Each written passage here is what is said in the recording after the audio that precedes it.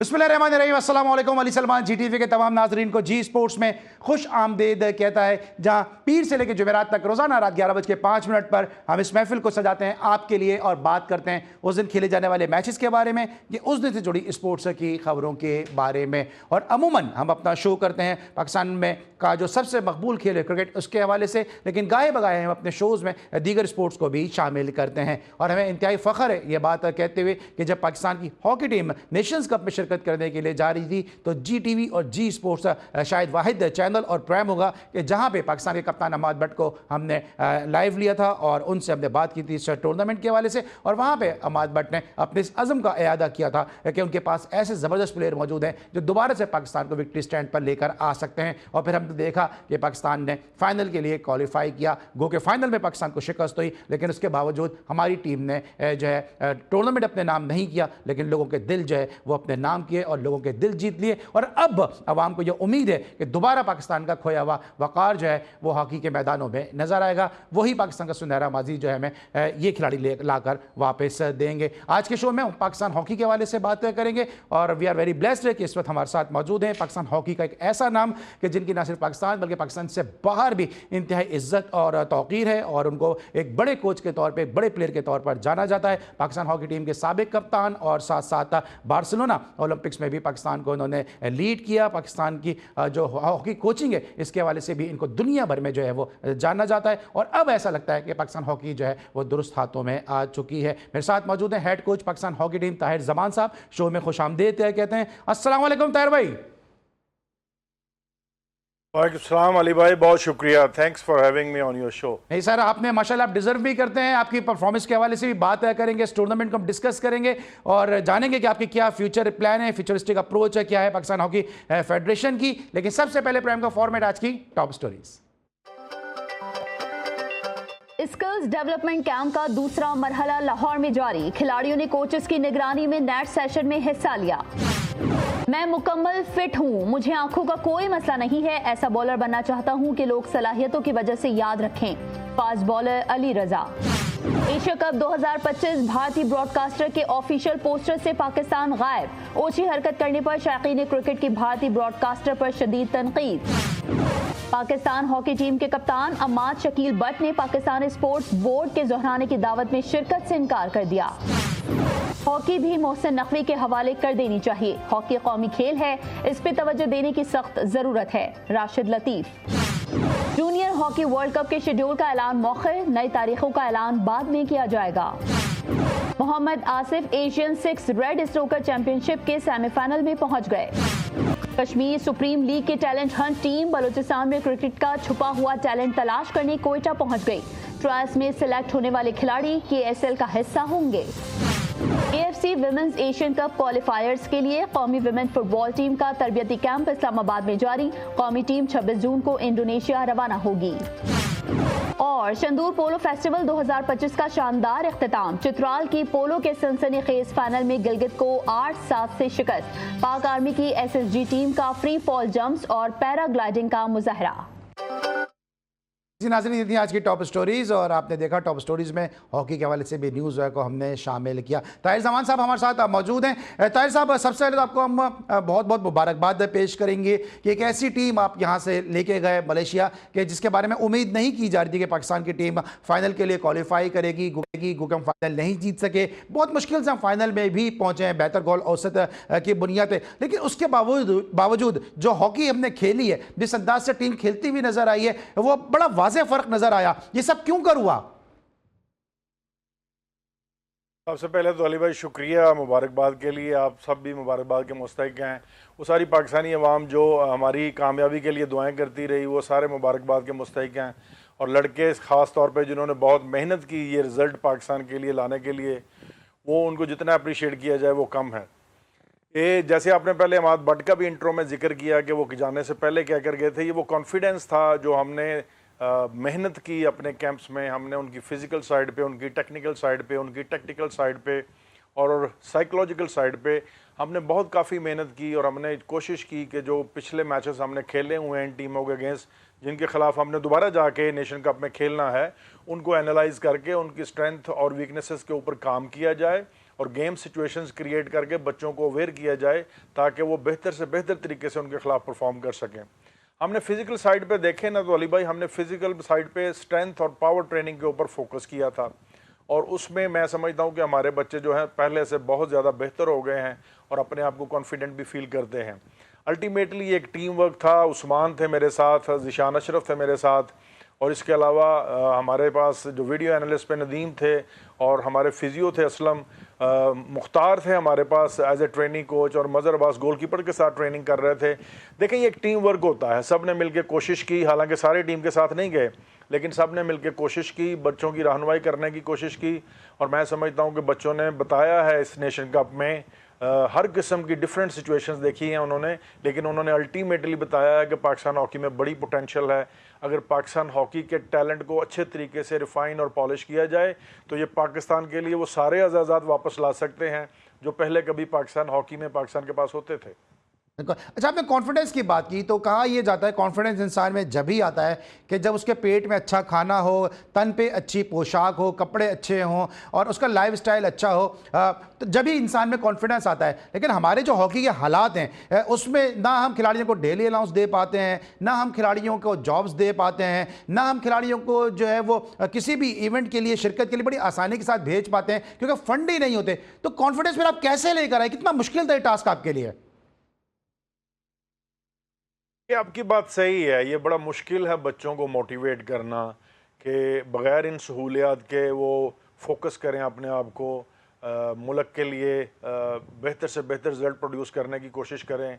हम अपने ताई तो सारी मैनेजमेंट मिलके जो है इसके ऊपर कोशिश करते रहते हैं, लेकिन अगर हमने इसको और चार चांद लगाने हैं कि लड़कों की परफॉर्मेंस जो है और निखर कर सामने आए तो हमें उनकी वेलफेयर पे काम करना होगा। ये सारी बातें जो अली भाई आपने की हैं कि हमें उनके अलाउंसेस को लुक आफ्टर करना होगा, हमें उन्हें सेंट्रल कॉन्ट्रैक्ट ऑफर करने होंगे, हमें उनको अच्छी सहूलियत देनी होंगी, ट्रेनिंग के दौरान अच्छा खाना देना होगा और अगर प्रोफेशनल लीग हम स्टार्ट करवा सकें मुल्क में वो स्टार्ट करवाने की ज़रूरत है ताकि उनको एक अच्छी हैंडसम अमाउंट हर साल में मिले जिससे वो अपने घर के मामलात को बेहतर तरीके से लेकर चल सकें, वो परेशानी इनके दिल और दिमाग में ना आए और अपनी पूरी तवज्जो और एनर्जी जो है वो अपने खेल के ऊपर लगाएं। सो ये तो ज़रूरी है कि ये दूसरे सोने पे सुहागा होगा अगर इन सब चीज़ों को हम एड्रेस कर लें, प्लेयर्स की वेलफेयर पे काम कर लें और उनकी सहूलियात को बढ़ा दें, उनके अलाउंसेस उनको वक्त से पहले मिलने लगें, तो फिर जो मोटिवेशनल फैक्टर हम ट्रेनिंग से लेके आते हैं उसको और चार चांद लग जाएंगे। ये लड़कों की परफॉर्मेंस जो है वो पहले से दुगनी हो जाएगी। ठीक है। अच्छा, जिस तरह भी इंडिया पाकिस्तान की जंग हुई उसमें जंग में जो हालात थे उसमें उस जंग ने पूरे पाकिस्तान को मुत्तहिद कर दिया। अभी ईरान इसराइल जंग हुई उसमें पूरा ईरान मुत्तहिद हो गया, बाएं बाजू दाएं बाजू की जमातें सारी मुत्तहिद हो गई।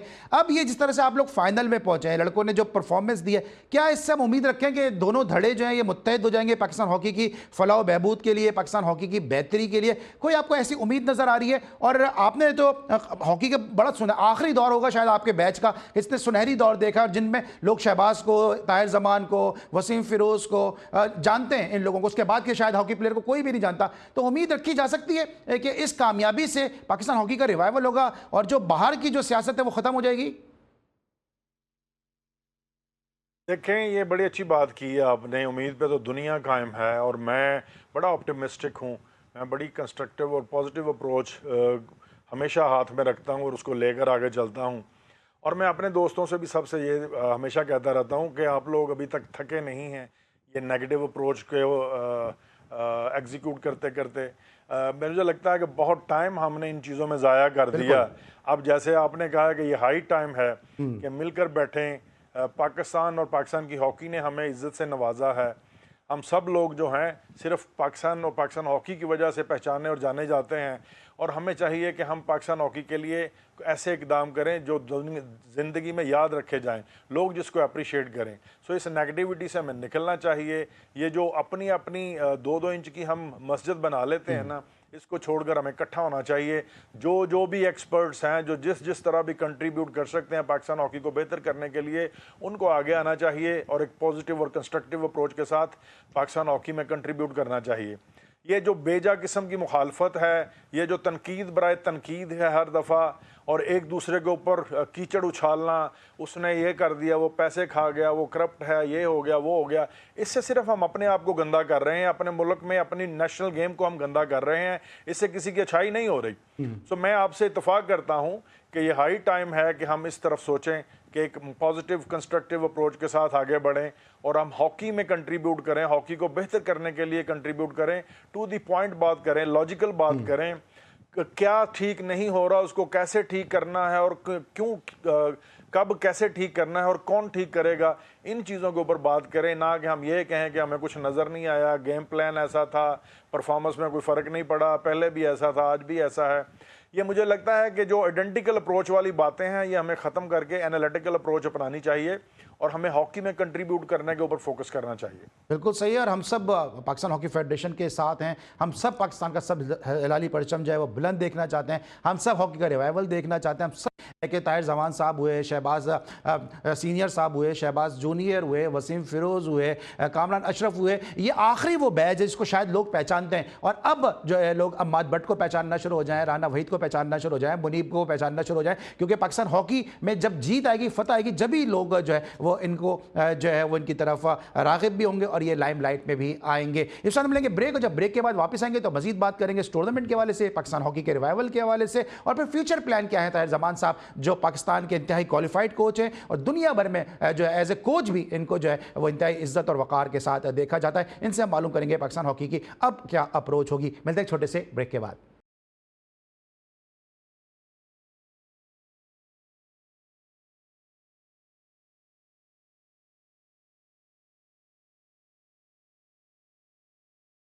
Welcome back after the break, और हम पाकिस्तान हॉकी के मामलात के हवाले से गुफ्तगू कर रहे हैं। और इस वक्त हमें ज्वाइन किया हमारे नुमाइंदे खुसूसी इस्लामाबाद रावलपिंडी से मुस्तफ़ा हसन हमारे साथ इस वक्त मौजूद है, और इनसे हम जानेंगे कि आज हॉकी के हवाले से खबर चल रही है कि अम्माद भट्ट साहब का एक स्टेटमेंट है, उसके हवाले से क्या कहना चाहते हैं। जी मुस्तफ़ा बताइएगा क्या अपडेट है।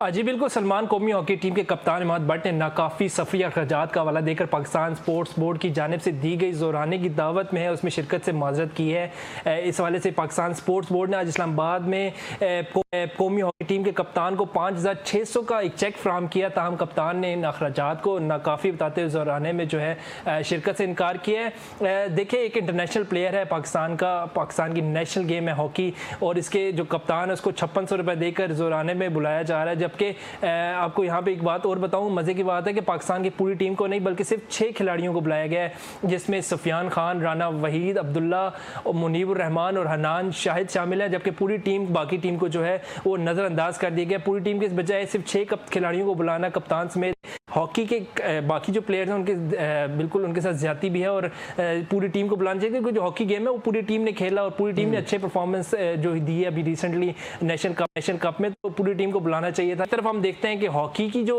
रिवाइवल की बात की जाती है, कहा जाता है कि हॉकी हम दोबारा से अपने पुराने उस दौर में लेके जाएंगे जब एक वक्त में पाकिस्तान हॉकी का बादशाह करार दिया जाता था। लेकिन आज 5600 रुपये का चेक थमाकर पूरी हॉकी या जो हॉकी आने वाले खिलाड़ी हैं उनके साथ एक मजाक किया है, पूरी टीम को ना बुलाकर उनकी भी दिल आज़ारी की है। और मेरे ख्याल से जहाँ पूरी टीम ने एफर्ट किया, पूरी टीम ने वहाँ पे मेहनत की थी, वहाँ पे सिर्फ 6 खिलाड़ियों को बुलाना सरासर ज्यादती। बिल्कुल ताहिर जमान साहब, आपने सुना होगा मुस्तफ़ा को, ये हकीकतन ये ज्यादती है, नाइंसाफ़ी है कि आप पूरी टीम आपकी परफॉर्मेंस दे रही है, फाइनल खेल रही है, उसमें आप सिर्फ 6 खिलाड़ियों को बुला रहे हैं और फिर 5600 रुपये।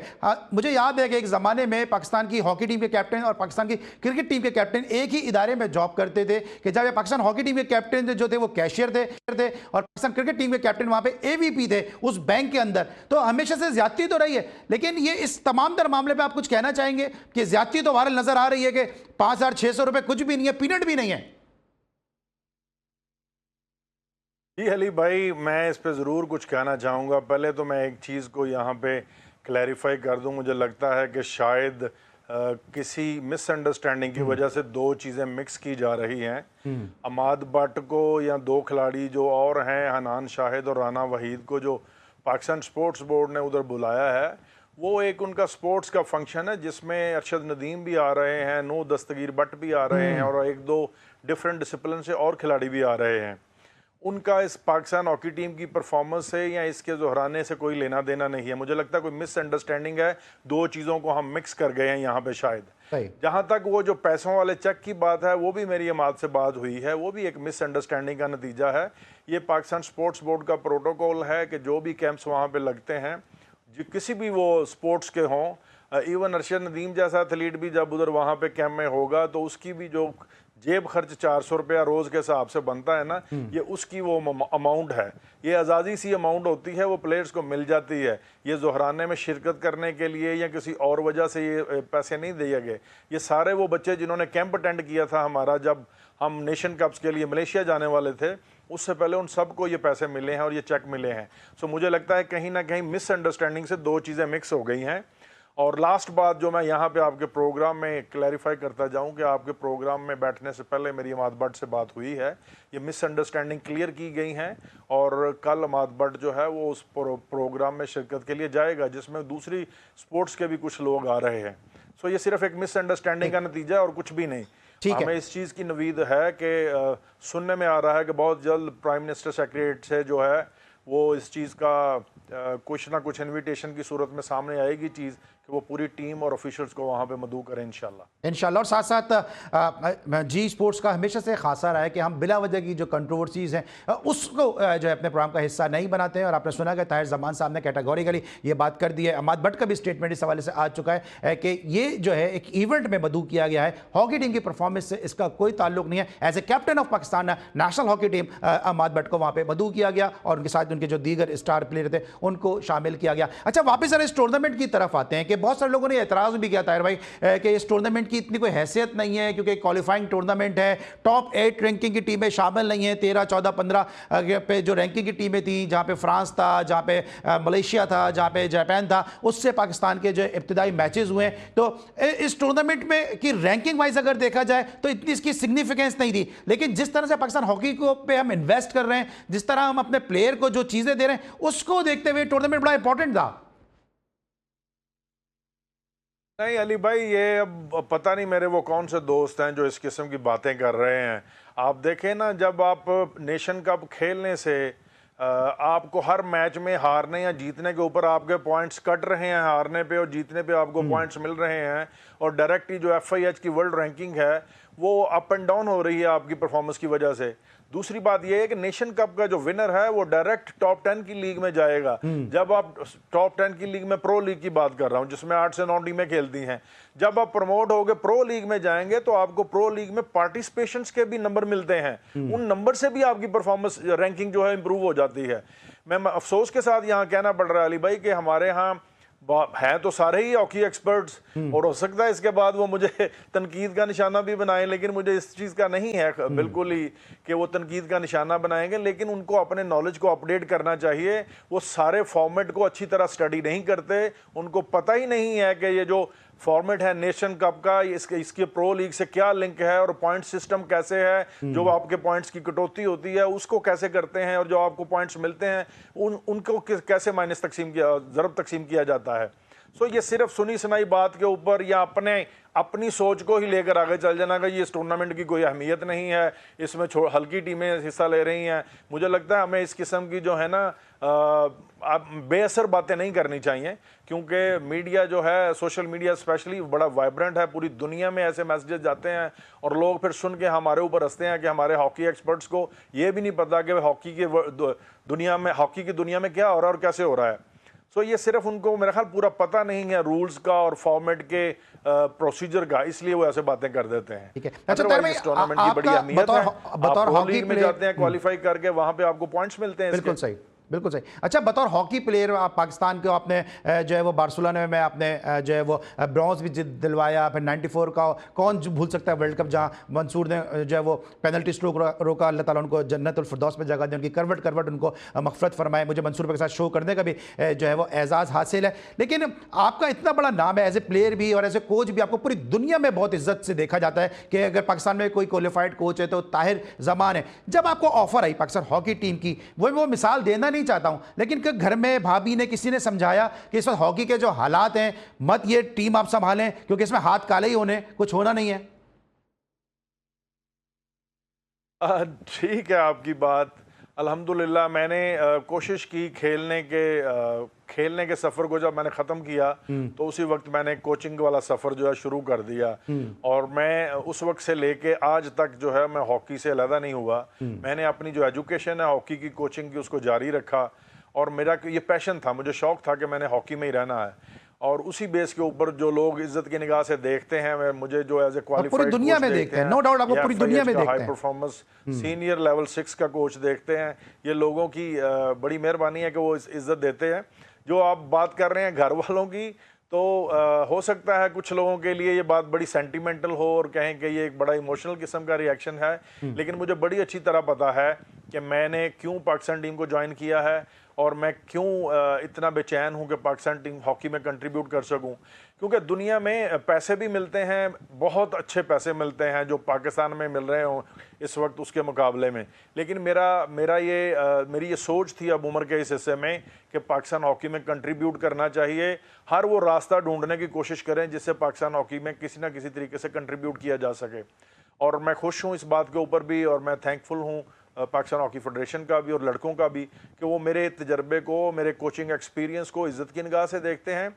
और मैं अल्हम्दुलिल्लाह, अभी तो ये सिर्फ बिगिनिंग है अली भाई, हमने एक कैंप के बाद नेशन कप में हिस्सा लिया है और हमारे लड़कों ने बहुत मेहनत की है इन कैंप्स में नेशन कप के टूर्नामेंट में परफॉर्म करने के हवाले से।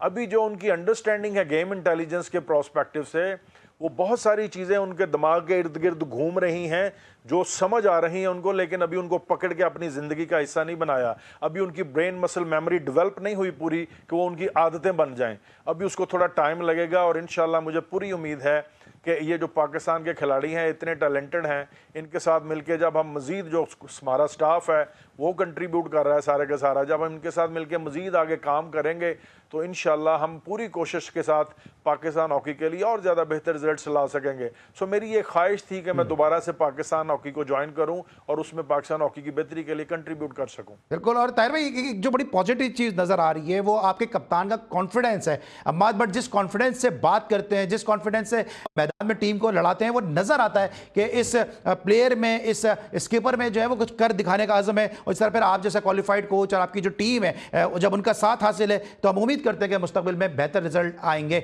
इस वक्त हम लेंगे ब्रेक और जब ब्रेक के बाद वापस आएंगे तो पूछेंगे ताहिर जमान साहब से कि वर्ल्ड कप में पाकिस्तान की शिरकत के क्या इम्कान हैं। और 27 अगस्त से इंडिया में एशिया कप हो रहा है और क्रिकेट में जो एशिया कप में हुआ कि पोस्टर से पाकिस्तान की कैप्टन का जो है तस्वीर गायब कर दी गई, इस तनाजुर में क्या पाकिस्तान की टीम इंडिया जाकर खेलने के लिए तैयार है और क्या तैयारियां पाकिस्तान की टीम की हैं। ब्रेक लेंगे, वापस आएंगे, मजीद बात करते हैं, मिलते हैं ब्रेक के बाद।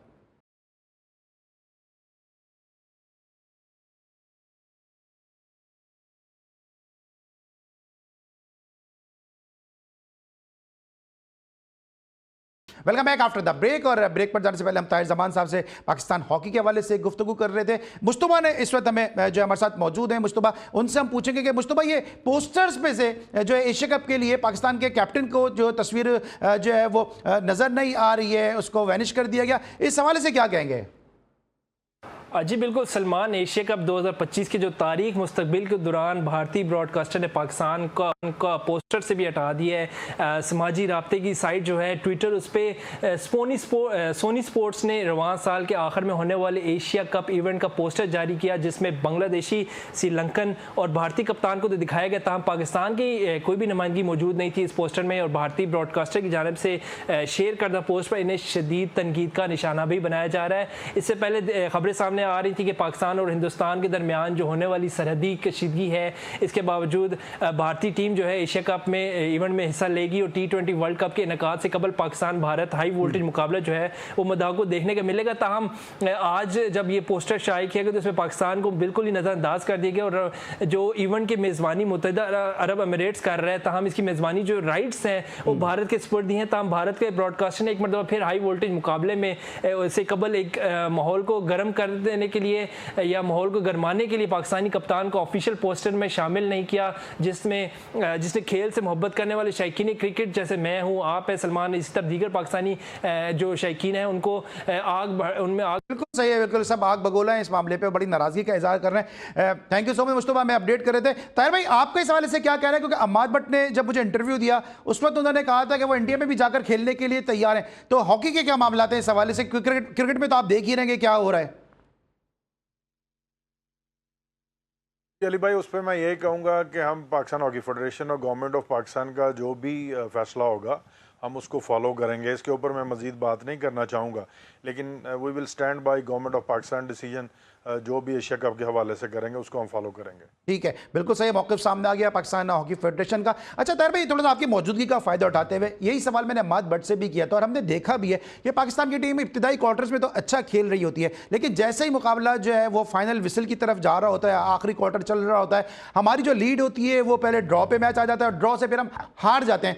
ये इस पर कितना काम कर रहे हैं और as a qualified coach, highly qualified coach, आप इसका क्या रीज़न समझते हैं कि स्किल की कमी है, स्टेमिना की कमी है, न्यूट्रिशन की कमी है, क्या हम जीत में जो साइकोलॉजिकल एक ट्रांस में आ जाते हैं कि हम तो जीत ही रहे हैं? देखें, ये जो बेसिक कोचिंग फंडामेंटल्स हैं ना, उनमें से हाई परफॉर्मेंस में जो फंडामेंटल सबसे ज़्यादा असरअंदाज होता है वो होता है आपकी साइकोलॉजिकल स्ट्रेंथ, और जिसकी हम बात कर रहे हैं। अगर मैं बड़ा कैटेगोरिकली अली भाई आपको कहूँ कि पहले मैच में देखें जीत रहे थे मलेशिया के खिलाफ, बराबर हो गया, फिर उसके बाद हमने दूसरे मैच की मिसाल दी न्यूजीलैंड वाला, वो जीत रहे थे, और उसके बाद हम पहले क्वार्टर में हम बहुत अच्छा खेल रहे थे, 3-1 से जीत रहे थे, लेकिन सेकंड क्वार्टर में जाके वो भी बराबर हुआ और फिर हम 1 गोल से हार गए। लेकिन बरक्स उसका फिर जापान का मैच देखें, हम जापान का मैच हम जीत रहे थे, फिर हमने लीड को मैनेज भी किया और आखिर तक उसको सस्टेन भी किया। पिछले 2 मैचेस की निस्बत हमारी पहले से जो ये वाला जो ग्रे एरिया था हल्का सा, इसमें हमने टूर्नामेंट के दौरान ही सीखना शुरू कर दिया। उसके बाद आप सेमीफाइनल मैच की बात करें जो कि हमने फ्रांस के खिलाफ खेला। अब फ्रांस की वर्ल्ड रैंकिंग 9वीं थी उस वक्त जब हम फ्रांस के खिलाफ खेले। अब फ्रांस की टीम ने 2-0 से शुरू में हमारे ऊपर सबकत ले ली पहले 2 क्वार्टर में, लेकिन हम सेकंड, थर्ड और फोर्थ क्वार्टर में बाउंस बैक किया, 2 गोल बराबर किए ना सिर्फ, बल्कि तीसरा गोल करके हमने लीड ली, फिर वो फ्रांस ने एंड के ऊपर उसको बराबर किया। सो जैसे जैसे टूर्नामेंट गुजरता गया हमारी जो सेकंड हाफ की थर्ड फोर्थ क्वार्टर की परफॉर्मेंस थी वो पहले 2 मैचेस की निस्बत दूसरे 2 मैचेस में बहुत बेहतर हो गई। सो इसीलिए मैं कहता हूं कि जब तक इंटरनेशनल मैचेस का एक्सपोजर नहीं मिलेगा, ऐसी गेम सिचुएशंस जो कभी हाई होती हैं कभी लो होती हैं, उनको हम बार बार फेस नहीं करेंगे ये खिलाड़ी, तो उस वक्त तक इसमें अपने आप को बेहतर नहीं कर पाएंगे। हमने टूर्नामेंट में ही साबित किया कि हमारे बच्चों ने अपनी गलतियों से सीखकर टूर्नामेंट के आखिर तक अपने आप को बेहतर किया है। अगर आप फाइनल मैच की बात करते हैं तो वो फिर एक हाई सिचुएशन। मैं फाइनल का जरा ब्रेक के बाद आपसे ले लूं, सेमीफाइनल। सर फाइनल का जरा ब्रेक के बाद आपसे ले लेता हूं कि फाइनल में क्या हुआ, क्योंकि इस वक्त हम लेंगे ब्रेक और जरा ताहिर भाई से पूछेंगे कि फाइनल में क्या हुआ, क्योंकि ताहिर भाई का एक स्टेटमेंट भी आया था फाइनल में शिकस्त के बाद। मिलते हैं छोटे से ब्रेक के बाद।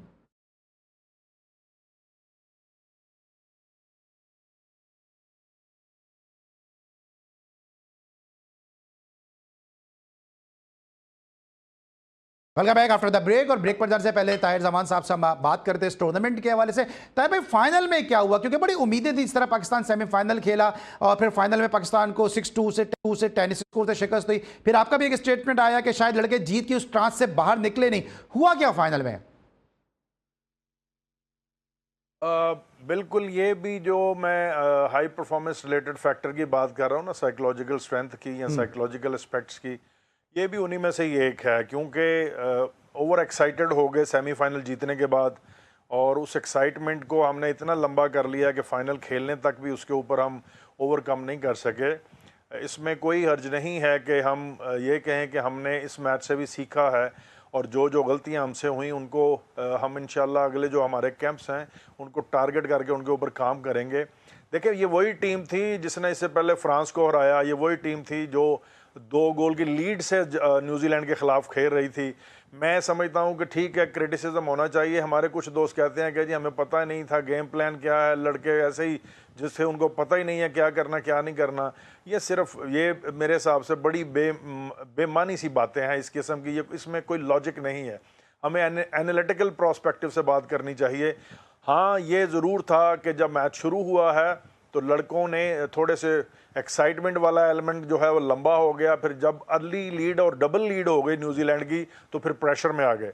उस प्रेशर में वहाँ पे इतना पाकिस्तानी स्पेक्टेटर उस फाइनल मैच में आया था कि हमारी आवाज़ बाहर से अंदर नहीं जा रही थी। हम पे दर पे चेंजेस कर रहे थे अपना मैसेज कन्वे करने के लिए खिलाड़ियों को। अंदर जाके भी जब वो एक दूसरे से आवाज़ें मारकर कम्युनिकेट करने की कोशिश कर रहे थे तो शोर की वजह से वो भी प्रॉपरली नहीं कर पा रहे थे। अब उसका एक रीज़न, मैं वैलिड रीज़न आपको बता देता हूं लॉजिकली। हाफ टाइम के बाद देखें, जब 10 मिनट हमें लड़कों से बात करने का मौका मिला है, हाफ टाइम के बाद तीसरे चौथे क्वार्टर में हमने 2 गोल किए हैं और न्यूजीलैंड ने 1 गोल किया है।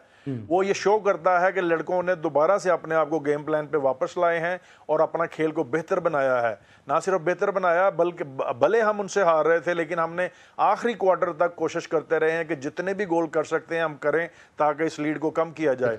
सो मैं फिर यही कहूंगा, हाँ ये ग्रे एरिया के तौर पे सामने आया है, हमने इससे सीखा है। न्यूजीलैंड बड़े अच्छे तरीके से तैयारी करके आई थी, इसमें भी कोई शक नहीं है, हम मानते हैं सब बातों को। लेकिन अभी शुरुआत है ये सारी अली भाई। मैंने अभी टीम का चार्ज लिया है और ये पहले ट्रेनिंग कैंप्स के बाद हम पहला टूर्नामेंट खेलने चले गए हैं। इन चीज़ों को ओवरकम करने के लिए, इन चीज़ों को मैनेज करने के लिए, इन चीज़ों को सही मानों में इनको बच्चों को इनके ऊपर ट्रेन करने के लिए अभी हमें टाइम दरकार है। लेकिन मुझे उम्मीद है कि जिस तरह बच्चे फोकस आपको लगता है कहीं ना कहीं ये तनकीद जो है, इन ग्रे एरियाज को भी हम कवर कर लेंगे। आपको लगता है कि कहीं ना कहीं ये तनकीद जो है वो पाकिस्तान हॉकी टीम पे कम है और पाकिस्तान हॉकी फेडरेशन की वजह से ज्यादा है? हो सकता है ये भी एलिमेंट हो, लेकिन आपने बड़ी अच्छी बात की प्रोग्राम के शुरू में, इन चीज़ों को बुलाकर ये सोचना चाहिए कि हम मिलकर कैसे इकट्ठे कंट्रीब्यूट कर सकते हैं। अब इकट्ठे मिलकर काम करने के से ये तो हो नहीं सकता कि जो 10 के 10 हैं वो हेड कोच लग जाएं या 10 के 10 बंदे प्रेसिडेंट बन जाएं। हर एक को अपने अपने हिसाब से जिस शोबे में वो कंट्रीब्यूट कर सकता है उसको वहाँ पे कंट्रीब्यूट करना चाहिए, अच्छे मशवरे देने चाहिए, एक थिंक टैंक बन जाए तो कोई हर्ज नहीं है कि वे फॉरवर्ड क्या होना चाहिए पाकिस्तान हॉकी का, उसके ऊपर डेलिब्रेशन होनी चाहिए। तनकीद जरूर अच्छा ताहिर भाई, मेरे पास 2-3 मिनट है, 2-3 मिनट में तनकीद करें ताकि उससे हमें बेहतरी का मौका मिल सके। ठीक है, 2-3 मिनट है, 2-3 क्विकली मुझे जवाब दे दें। गोलकीपिंग के हवाले से बताइए, क्योंकि हम इससे पहले शायद ये नेग्लेक्टेड एक ऐसा शोबा था कि हम एक दफा तो एक गोलकीपर को लेकर चले गए, किसी और से गोलकीपिंग करा लेंगे, इतना नेग्लेक्ट किया था। अभी हमने देखा कि मुनीब ने बड़ी अच्छी गोलकीपिंग की, गो के ठीक है परफॉर्मेंस पे उतार चढ़ाव उनके आया, लेकिन आप समझते हैं कि ये सही हमें मुहाफिज मिल गए पाकिस्तान की गोल पोस्ट के? जी हाँ, ये कह सकते हैं हम, लेकिन मैं फिर ये कहूँगा कि ये जो इनकी परफॉर्मेंस में फ्लक्चुएशन है ना, ये उतार चढ़ाव जो है, इसमें तसलसल लाने की ज़रूरत है। अभी हमने मज़र अब्बास को गोलकीपर ट्रेनर के तौर पे कैंप में बुलाया हुआ था। इससे पिछले कैंप जो मुझे उस्मान से, ज़िशान से पता चला है, जो कैंप लगते थे उसमें शायद गोलकीपर ट्रेनर भी नहीं होता था इनके पास, तो ये शोबा निगलेक्ट हुआ था। अभी हमने प्रॉपर ट्रेनर को साथ अटैच किया है, तो देखें पहले से परफॉर्मेंसेस गोलकीपर्स की बेहतर हो गई हैं। अब इसमें ये जो उतार चढ़ाव है इनकी परफॉर्मेंस में, इसको हमने काबू करना है ताकि ये तसलसल के साथ परफॉर्म कर सकें। और देखें शूट आउट के ऊपर कितना अच्छा परफॉर्म किया मुनीब ने।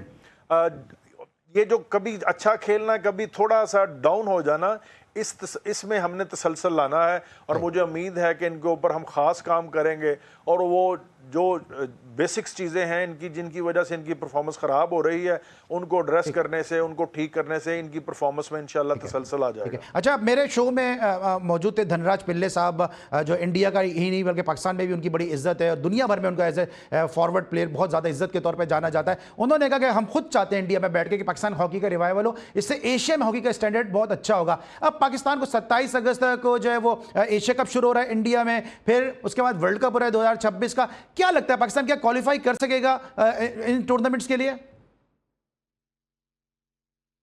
देखिए, दोनों टूर्नामेंट्स के लिए हमने क्वालिफाई तो पहले ही किया हुआ नहीं, मतलब इंडिया जा सकेगा, सवाल मेरा ये था। वर्ल्ड कप भी हमने खेला।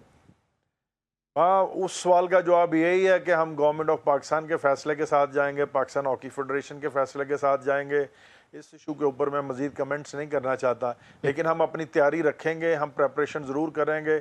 उससे तो हर किस्म की तैयारी से तो हमें फ़ायदा ही होना है, वो हम जारी रखेंगे इंशाल्लाह। 2 सवाल है सर, क्विकली बता दीजिएगा, आप क्या फ्यूचर अप्रोच क्या है? कोई बायलैटरल सीरीज हो रही है, क्या इवेंट खेल रहे हैं आप लोग? हम प्लान तरतीब दे रहे हैं कि हम जिसमें कोई 25 से 30 इंटरनेशनल मैचेस खेल सकें। 2026 का जो वर्ल्ड कप है उसका क्वालिफायर फरवरी के आखिरी हफ्ते में होने जा रहा है। अभी वेन्यू डिसाइड नहीं हुआ इंशाल्लाह, लेकिन उससे पहले हम चाहते हैं कि 25-30 इंटरनेशनल मैचेस खेल लिए जाएं और मुझे उम्मीद है कि इंशाल्लाह 2026 के वर्ल्ड कप के लिए पाकिस्तान टीम क्वालिफाई कर जाएगी। मेरे पास सिर्फ 5 सेकंड है, कोई अपील करना चाहेंगे प्राइम मिनिस्टर साहब से, सीएम पंजाब मरियम नवाज शरीफ साहब से, क्योंकि स्पोर्ट्स पे बड़ी वोकल है वो?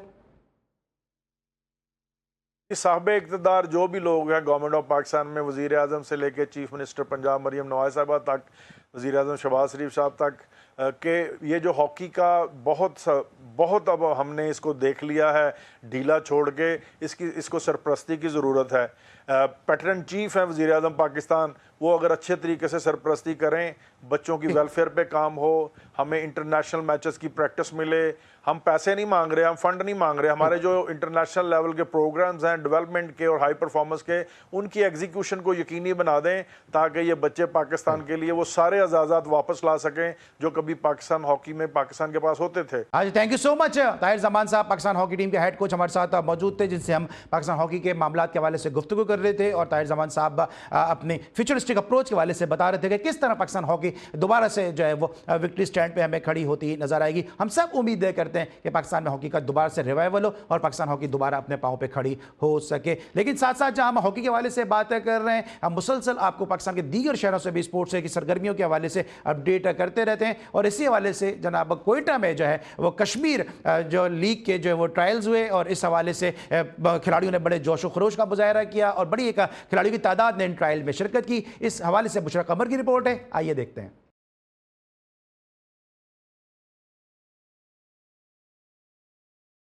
कश्मीर सुप्रीम लीग की जानिब से बलूचिस्तान के खिलाड़ियों को मौका देने के लिए ट्रायल्स का आगाज हो गया। ट्रायल्स का इफ्तिताह सूबाई मुशीर खेल मीना मजीद बलोच ने बॉल को हिट लगाकर किया।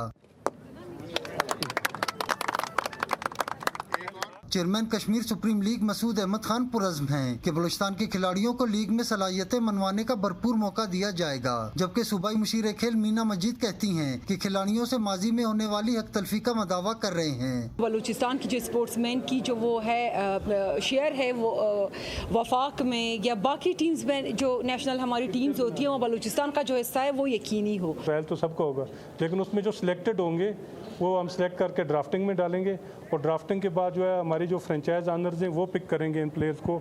हम इसमें क्या कहते हैं कि एक मस्ट कर लेंगे कि हर टीम एक बच्चा लाजमी उठाए बलूचिस्तान से। ट्रायल्स में शरीक खिलाड़ी कश्मीर सुप्रीम लीग खेलने के लिए पुरज़्म हैं। हम बहुत पुरुमीद है कि इंशाल्लाह पूरा साल मेहनत किए, इंशाल्लाह सेलेक्ट होंगे और आने वाले वक्तों में पाकिस्तान का नाम रोशन करेंगे। बलूचिस्तान के लड़कों को मौके नहीं मिलते हैं ना, तो इस तरह इवेंटों की वजह से इंशाल्लाह हम लोगों को मौके भी मिलेंगे और हम लोग आगे परफॉर्म करके इंशाल्लाह पाकिस्तान टीम के लिए रिप्रेजेंट करेंगे। इंशाल्लाह 100% पुरुमीद है, काफ़ी मेहनत कर रहे थे, इसी इंतज़ार में थे कि कश्मीर प्रीमियर लीग का ट्रायल हो, तो इंशाल्लाह वो मौका आ गया। ट्रायल्स में सूबे के मुख्तलिफ इलाकों से 6 से 7 हज़ार खिलाड़ी हिस्सा ले रहे हैं। खिलाड़ियों की सलाहियतों को जांचने का सिलसिला 3 रोज तक जारी रहेगा। कैमरामैन शहबाज अली के साथ शहजाद मुमताज, GTV न्यूज़ कोयटा।